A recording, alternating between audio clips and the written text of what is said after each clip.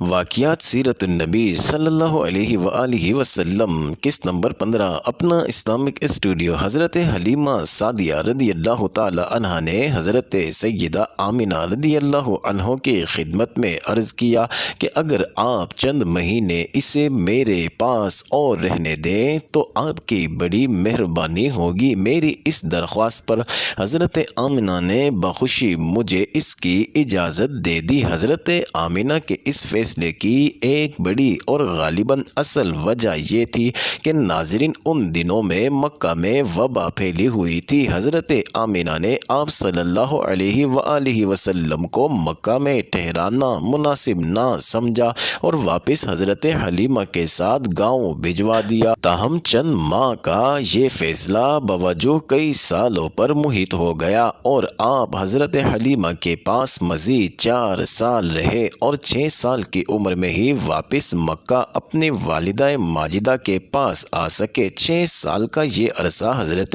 حلیمہ اور ان کے گھر کے لیے بے پناہ خیر و برکت کا سبب بنا رہا اور ان کا گھر سارے قبیلے کے لیے رشک کا باعث بن گیا۔ حضرت حلیمہ رضی اللہ عنہا نے جس محبت اور اپنائیت سے محمد عربی صلی اللہ علیہ وآلہ وسلم کو پالا پوسا وہ یادگار اور تاریخی حقیقت ہے۔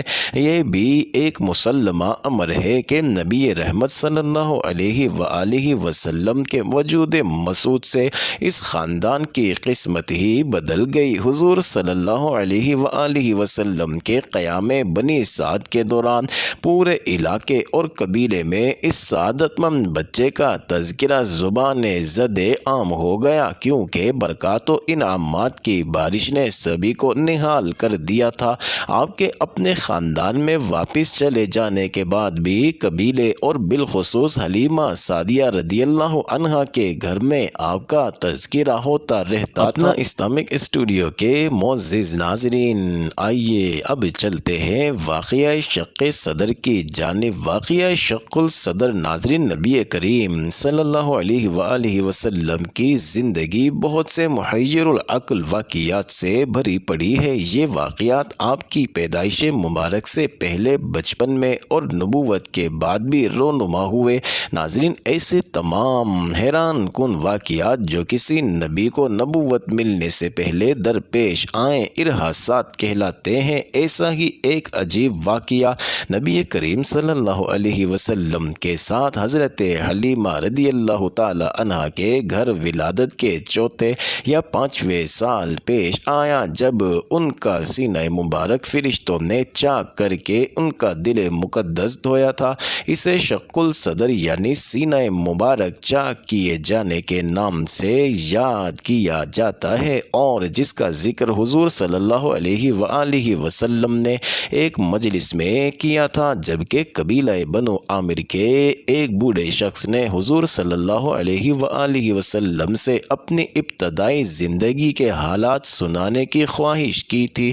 آپ صلی اللہ علیہ وآلہ وسلم نے فرمایا، میرا شیر خواری اور بچپن کا ابتدائی زمانہ بنی سعد بن بکر میں گزرا۔ ایک دن میں اپنے ہم عمروں کے ساتھ کھیل رہا تھا کہ سفید پوش آدمیوں یعنی فرشتوں کی ایک ٹولی نے، جن کے ہاتھوں میں سونے کی تھالی میں زمزم کی برف بڑی تھی، مجھے پکڑ لیا۔ میرے ساتھی ڈر کر بھاگ گئے۔ انہوں نے مجھے زمین پر لٹایا اور میرے سینے یا پیٹ کے اندرونی اجزاء نکال کر زمزم کی برف کے پانی سے اچھی طرح دھویا اور پھر اپنی جگہ رکھ دیا۔ یہ منظر میں اپنی آنکھوں سے دیکھ رہا تھا۔ دوسرے نے میرے سینے میں ہاتھ ڈالا اور دل کو نکالا، پھر دل کو سونے کی تشت میں زمزم کی برف کے پانی سے دھویا، پھر اپنے ہاتھ کو فضا میں بلند کیا تو اچانک ایک نور کی مہر اس کے ہاتھوں میں آ گئی۔ اس نے مہر دل پر لگائی تو وہ نور سے بھر گیا، پھر دل کو جوڑ کر اپنے مقام پر رکھ دیا۔ اب تیسرے نے سینے سے ناف تک ہاتھ پھیرا تو زخم منمل ہو گیا۔ میں اٹھ کھڑا ہوا تو تینوں نے باری باری مجھے سینے سے لگایا اور میری پیشانی پر بوسہ دیا۔ ناظرین، آپ صلی اللہ علیہ وآلہ وسلم کے دودھ شریک بھائی نے یہ منظر دیکھا تو دوڑ کر اپنے والدین کو اطلاع دی کہ کچھ سفید پوش آدمیوں نے میرے قریشی بھائی کا پیٹ چاک کر دیا۔ یہ سنتے ہی وہ فوراً وہاں گئے اور دیکھا کہ بچے کے چہرے کا رنگ فقہ ہے۔ اس واقعے سے حضرت حلیمہ رضی اللہ عنہا کو خطرہ محسوس ہوا، اس لیے آپ صلی اللہ علیہ وآلہ وسلم کو اپنی والدہ کے پاس پہنچانے کے لیے مکہ روانہ ہو گئے اور حضرت آمنہ سے سارا حال بیان کیا۔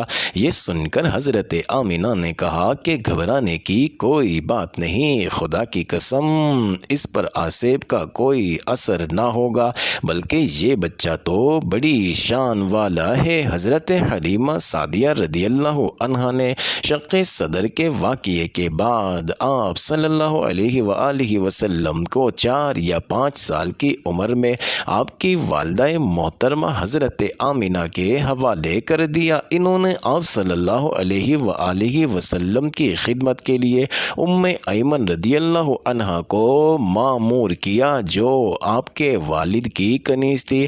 ناظرین، ان کا اصلی نام برکا تھا۔ جب آپ صلی اللہ علیہ وآلہ وسلم کی عمر مبارک 6 سال کی ہوئی تو آپ کی والدہ حضرت آمنہ حضور صلی اللہ علیہ وآلہ وسلم کو ساتھ لے کر اپنے مرحوم شوہر حضرت عبداللہ رضی اللہ عنہ کی قبر کی زیارت کے لیے مدینہ روانہ ہوئی۔ 2 اونٹوں پر مشتمل اس مختصر سے قافلے میں آپ صلی اللہ علیہ وآلہ وسلم کی کنیز حضرت ایمن رضی اللہ عنہا بھی ہمراہ تھی۔ وہ دار النابغہ میں اتری جہاں حضرت عبداللہ مدفون تھے اور 1 مہینہ وہاں قیام کیا۔ آپ صلی اللہ علیہ وآلہ وسلم نے بنو نجار کے تالابوں میں تیرنا سیکھا اور گڑی کے سامنے ننھیالی لڑکوں کے ساتھ کھیلا کرتے۔ حضرت ایمن رضی اللہ عنہا کا بیان ہے کہ مدینہ کے یہود حضور صلی اللہ علیہ وآلہ وسلم کو بڑے غور سے دیکھتے۔ میں نے سنا کہ ان میں سے ایک کہہ رہا تھا کہ یہ اس امت کے نبی ہیں اور یہی ان کا دار الہجرت ہے۔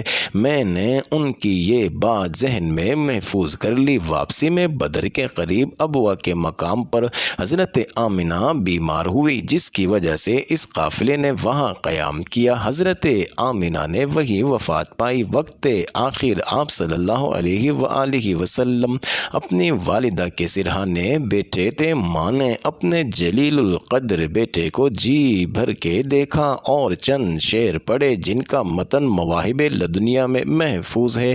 ناظرین، بوقت وفات حضرت آمنہ کی عمر مبارک تقریباً 28 سال تھی اور وہ حضور اکرم صلی اللہ علیہ وآلہ وسلم کی ولادت کے 6 سال 3 مہینے تک زندہ رہی۔ اسلامک اسٹوڈیو کے معزز ناظرین، حضرت آمنہ کو اسی جگہ دفن کیا گیا اور حضرت ایمن رضی اللہ عنہا آپ کو لے کر مکہ واپس حضرت عبد المطلب کے پاس پہنچی۔ یوں شکم مادر میں ہی یتیم ہونے والے شہزادے حضور اپنی والدہ کے ساتھ بھی زیادہ دن نہ گزار سکے۔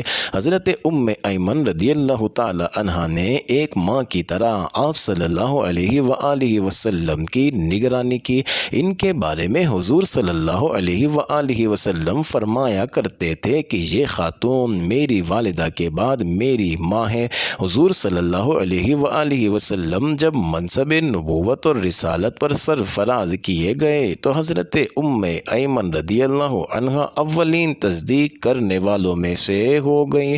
حضور صلی اللہ علیہ وآلہ وسلم نے انہیں آزاد کر دیا۔ ان کا پہلا نکاح بنی حارث کے عبید بن زید بن عمر سے ہوا جن سے ایمن پیدا ہوئے، جن کے نام پر ان کی کنیت ایمن تھی۔ پہلے شوہر کے انتقال کے بعد حضور صلی اللہ علیہ وآلہ وسلم نے اپنے آزاد کردہ غلام حضرت زید بن حارثہ رضی اللہ عنہ سے ان کا نکاح کروا دیا۔